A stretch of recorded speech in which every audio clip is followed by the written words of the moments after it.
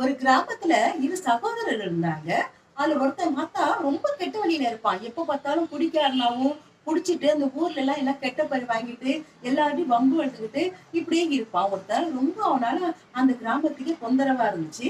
அதே மாரி அவன் இன்னொருத்தன் சகோதரன் தானே, அவன் ரொம்ப நல்லவனா இருப்பான். அவன் ஊருக்கு நல்லது செய்வான், எல்லாருக்கும் உதவி செய்வான். இந்த மாரி செய்யக்கூடிய நல்லவனா இருந்தான் அவன். அவங்க ஊர் மக்களுக்கெல்லாம் ஒரே சந்தேகம். அது எப்படி ஒரு அப்பாவுக்கு பிறந்த 2 பிள்ளைங்கள ஒருத்தன் மட்டும் இப்படி கெட்டவனா தீய வழியில இருக்கான், ஒருத்தன் இவ்வளவு நல்லவனா இருக்கணும்னு சொல்லி அந்த ஊர் மக்களுக்கெல்லாம் ஒரே சந்தேகம். அந்த ஊர் மக்கள்ல ஒரு பெரியவர் என்ன பண்ணாரு, அந்த ஒருத்தனை கூப்பிட்டு கேட்கிறாரு. அதாவது கெட்ட வழியில இருக்க அந்த சகோதரனை ஒருத்தனை கூப்பிட்டு கேட்கிறாரு. ஏன்பா நீ இப்படி கெட்ட வழியில இருக்கியே, நீ இந்த மாதிரி நீ தீய வழியில போறதுக்கு யார் காரணம் அப்படின்னு சொல்லி அந்த பெரியவரு அந்த அந்த சகோதரன் ஒருத்தனை பார்த்து கேட்கிறாரு. குடிப்பழக்கமா உள்ள கெட்டவன் அந்த சொல்றான், என்னோட இந்த நிலைமைக்கு காரணம் என்னுடைய அப்பா தான் அப்படின்னு சொல்லி சொல்றான். எப்படின்னா எங்க அப்பா ராவா பகலா குடிச்சுக்கிட்டே இருப்பாரு. குடிச்சிட்டு வீட்டுல எல்லாரையும் அடிச்சு துன்புறுத்துவாரு. அதனால அவரை பார்த்து பழகினேன் நானு. எப்படி இருப்பேன், இப்படிதான் நான் இருப்பேன் அப்படின்னு சொல்றான். அந்த கெட்ட வழியில இருந்து அந்த ஒரு சகோதரன் சொல்றான்.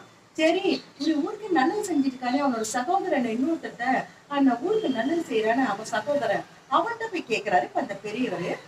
ஏன்பா, ஒரு அப்பாவுக்கு பிறந்த பிள்ளைல ஒருத்தன் இப்படி கெட்ட வழியில இருக்கான், நீ நல்ல வழியில இருக்கியே, உன்னுடைய இந்த வளர்ச்சிக்கு உன்னுடைய இந்த நல்ல மனசுக்கு யாரு காரணம் அப்படின்னு சொல்லி அந்த பெரியவர் கேட்கிறாரு அந்த நல்லவனா இருக்கவன்ட்ட. அதுக்கு அவன் சொல்றான், என்னுடைய நல்ல வழிக்கு நான் எல்லாருக்கும் உதவி செய்யற காரணம் என்னுடைய அப்பா தான் அப்படின்னு சொல்றான். என்ன காரணம்னா, எங்க அப்பா ராவா பகலா குடிச்சு குடிச்சு எல்லாரையும் ரொம்ப துன்புறுத்தாரு.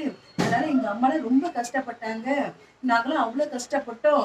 அதனால அந்த நிலைமை வேற யாருக்கும் வரக்கூடாது, என்னோட பிள்ளைங்களுக்கு வரக்கூடாதுன்னு சொல்லிட்டு நான் என்ன பண்றேன்னா, நான் நல்வழியில நான் என்ன மாத்திக்கிட்டேன்.